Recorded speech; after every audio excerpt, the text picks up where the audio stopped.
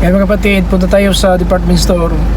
Tingin tayo ng mga presyo ng presyo po ng pagkain tulad ng karni, isda, gulay, at yun po ating destination ngayon. Tingin tayo ng mga pagkain doon, ano bang masarap pagkain, at makita natin ng mga kapatid, no? So sana po ay magustuhan po ninyo ang ating gagawin ngayon. Punta tayo sa department store, tingin tayo ng presyo ng gulay, isda, sa karni. Tingnan ngayon. O, sige, tara na. Sa loob. Yan.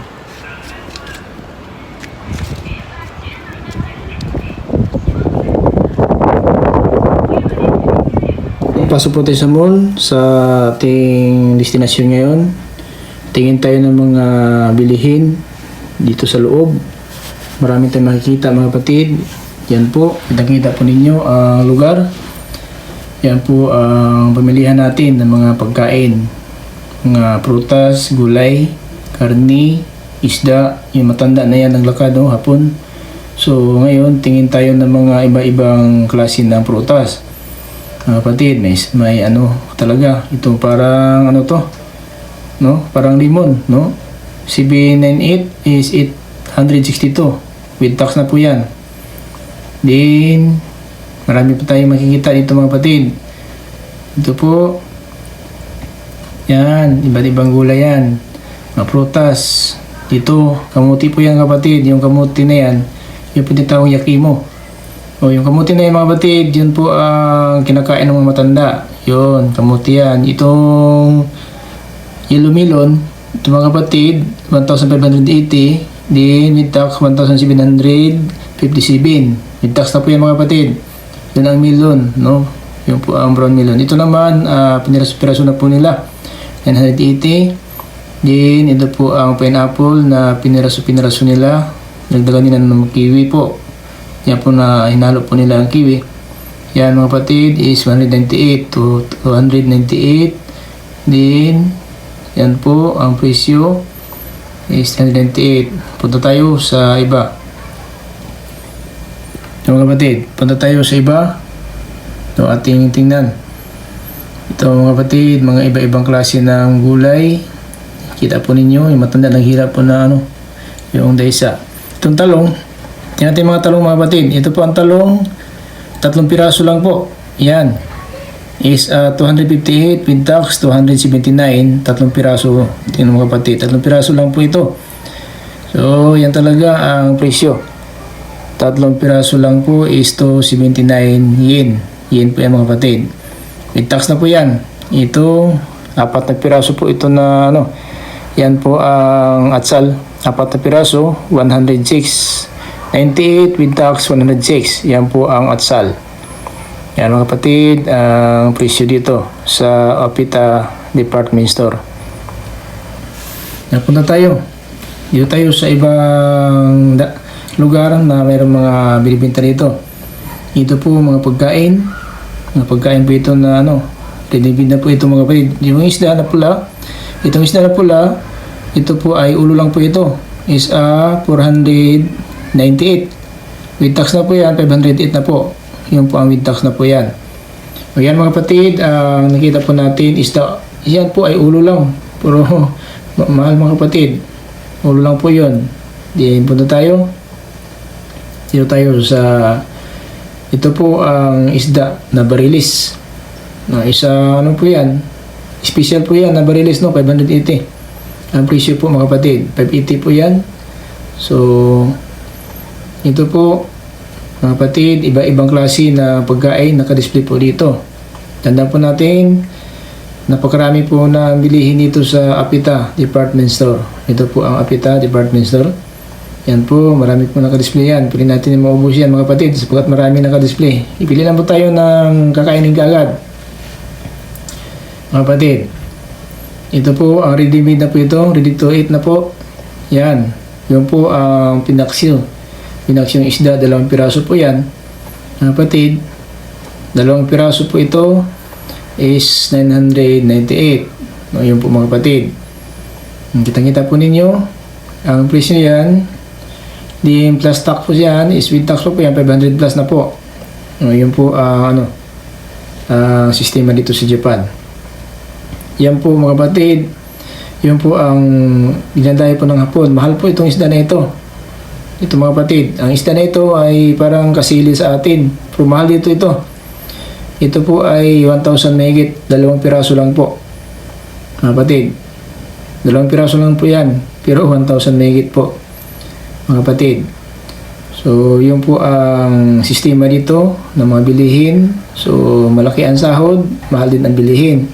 Iba-ibawi lang po. Ito po, 3 piraso po na isda. Mga kapatid, ito po, luto na ito. Ready to eat na po ito. Is 230. Yan mga kapatid. Yung po, ready to eat na po yan. So, 3 piraso lang po yan. Yung po ang salmon. Salmon na isda yan. Now, ikaw tayo. Punta tayo sa iba. Kasi marami pa tayong isda na makikita dito. Ito po ang tinawag nila na itong isda na pula. Special po ito sa Japan. Ito mahal talaga ito. 3 piraso pa 646. Mga kapatid. Yung po ang salmon na na pinagpiraso-piraso na po. Ito po ang barilis. Ito po barilis mga kapatid na 500 plus po ang 300 grams. 500 po. Yan po mga kapatid ang presyo ng mga bilihin sa Japan. Yan po, 467. Mga kapatid, kitang-kita po natin yan. Yun po ang presyo na mga bilihin dito sa Japan. Now, lipat tayo. Ito po, ready to eat na po. No? Ito na po mga kapatid, 798. Mga kapatid, tax po 800 na po yan. Masarap yan kasi special po na barilis yan. Pero nakarina po yan. Substick na lang kulang dyan. Kakainin mo na yan mga kapatid. Yan po. Marami sa Japan, ready to eat na po kasi ang mga tao hindi po nagluluto. Kakain na sila kaagad. Sila po ay dadaan lang po sa mga department store, bili sila ng pagkain. So hindi na sila magluluto kasi pagod na po sila. Yan po ang sistema bakit na marami ang mga ready-made o nakarina po, ready to eat na po kainin upang na ang mga tao na kapos na po na oras, bibili lang po sila. Yan po, special po yan. 1,000 mga kapatid, 230. No? So yung mga kapatid is bininta po nila ng 10% discount is 980 na lang. Yun po, discounted na po yan, baka mag-expire na po ang date. Yun po mga kapatid, kaya naka for sale na po yan is minus 300, no? Kasi 1 to ang niya, price dati. So yun na po ang discounted na po yan. So 980 na lang po. Punta tayo. Kasi ba naman tayo mga kapatid, ano ba ang makikita natin sa unahan? Marami pa tayo makikita doon. Ating mga makakain na masarap kainin. Marami pa mga pagkain. Ito po, ang special nito, ito po barilis. Barilis po ito mga kapatid, 8 piraso lang po, is 398. So kung maliit lang po yung mga kapatid, no? Tandaan po natin, is 4 na piraso, 2 linya po is 8 piraso po yan. So yan po is 390 po ang presyo. Punta tayo. Sa iba naman tayo. Ito po naghihilang matanda ng nila. Display po nila. Yan. Yan po, ready-made na po yan. Yan na po mga kapatid. Ready to eat na po yan. 555. With tax po yan. 607 na po. Yan kapatid. So yan, masarap po yan. May hibi. May pusit. Yan po. May itlog na isda. May barilis. Masarap yan mga kapatid. Napakasarap po ito. Mahal nga pero masarap. Kainin yan. Kasi presko na presko yan. Naka-display yan mga kapatid. Presko talaga yung nila. Naka-display dyan. Kasi 3 araw lang po yan. Yan pwede yan display. Kukunin na po yan ng may-ari. Yung po naka-display ang hapon. No? Display po sila. Yan mga kapatid. Naka-display yung isang hapon. Kasi 601 talaga ang with tax na po mga kapatid. No, yan po ang presyo, 555 with tax po yan, 607. So yan mga kapatid ang presyo dito sa Japan. Now, kita-kita po natin pagkain ito, ready to eat na po talaga. Napakaraming pagkain naka-display. Yan, makita po natin yan. At yun po mga kapatid, napakahalaga na malaman natin sa Japan na ano ba ang kultura, ano ba ang paraan po, bakit marami nakadisplay na ready to eat na. So pagkat sa oras kinakapos po ang mga tao dito, 398 po, 430 po, with tax na po yan. Itlog po yan, 4 na pirasong itlog, nakabalo po yung pagkain, at saka yung onigiri. Onigiri po yan, yung mga pinutol-putol, onigiri po yan. No? So yun po ang nakita po natin ngayon. Sana po ay kahit pa paano itong mga nakita po ninyo, nakakasaya naman na sa inyong bawat isa. Ito po ay 398 with tax po yan, is 470. Pagkain din yan mga kapatid, no, dito ito po yan. Subsist na lang kulang dyan, pili ka na kumain sa sakyan, pili ka lang ng tubig, so hindi ka na magluto. Yun ang purpose dito na bakit marami nakadisplay na pagkain. Sapagkat ang hapon, kapos na oras. Trabaho sila, pag balik sa bahay po na magluluto, yan na lang, dadaan po sa department store, tulad dito mga kapatid nakita nyo.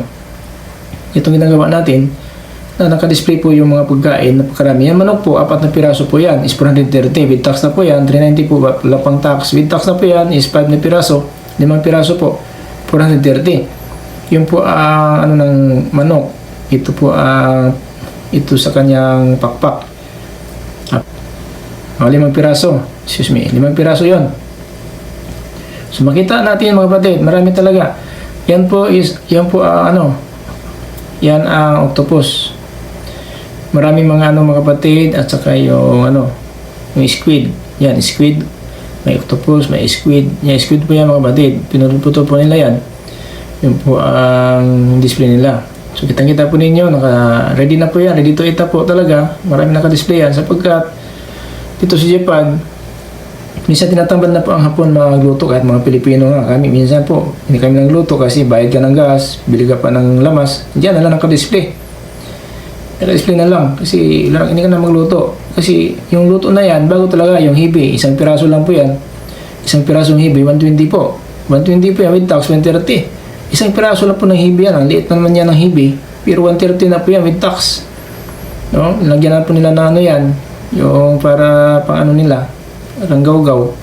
O harina ba? Yung harina. Binalot na po yan. Pang mix nila. Yan, 1 piraso lang po ng hibi. At saka yung kamuti. May okra. Mga kapatid, 1 hibi lang po sa gitna, at saka yung kamuti at saka okra, naka ano po yan, nakapirito po yan. Pirito po yan ang okra at saka 1 hibi at saka kamuti. So yan po ang nila, naka-display dyan, is 398, 430 po, with tax na po yan. O, 430 po, with tax na po yan mga kapatid. So ganun talaga. Pero hindi naman sabihin natin na mahal naman kung tingnan, pero ang trabaho din dito, tama-tama lang din, mga kapatid. Tama-tama lang din na makapagbili, makatira pa ng kunti. Yan, kitang-kita mga kapatid, no, sa likuran natin, at saka kitang-kita nyo yung mga naka-display talaga. Yan talaga mga kapatid, kitang-kita po ninyo po yan. Sa likuran ko po, naka-display yan. Napakaraming mga nakita po natin, ng mga mabibili po dito, mga pagkain. Kahit na sabihin natin mahal nga, pero ang trabaho natin mayroon naman. Kaya hindi naman masyado, kahit pa paano makapag-ipon pa rin tayo ng kunti. Kahit sa ganito na paraan na mahal talaga ang mabilihin. Pero makapagbili pa rin tayo mga kapatid. So natin kalimutan natin yung channel na i-subscribe lang po natin, like and share lang po. At saka notification bell, taas na po natin yan para marami tayong makikita na mga another video natin na ating kukunan po ng video ang mga sistema sa Japan, paano na ba ang mga Pilipino dito, ano ba talaga ang ginagawa nila. So ganito talaga mga kapatid ang aming kalagayan dito sa Japan. So sana po magustuhan po ninyo ang ating video nito, like and share lang po.